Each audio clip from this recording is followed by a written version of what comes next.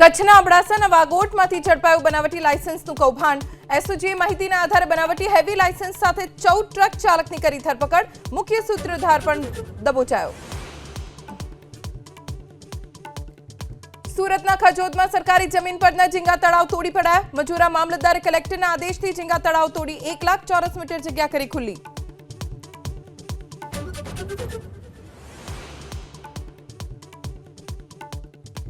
છેલ્લા 5 મહિનામાં શેર બજારે મારી 90 લાખ કરોડ રૂપિયાની ડૂબકી। મિડ કેપમાં થયું મોટું ધોવાણ। અઢી દાયકા બાદ શેર બજારમાં સૌથી મોટો દુર્ગતિનો સમય।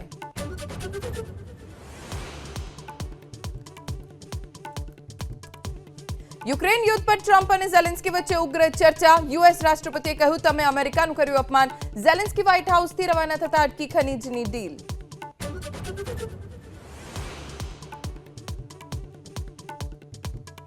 રાજ્યમાં આજથી વધશે ગરમીનું જોર। 5 શહેરોમાં તાપમાનનો પારો 36 ડિગ્રીને પાર।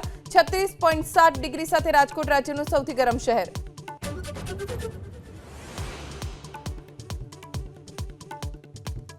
જૂનાગઢ એસટીને ફળે ભવનાથનો મેળો। એસટી નિગમે 5798 ટ્રીપ દોડાવી મેળવી 1.42 કરોડની આવક।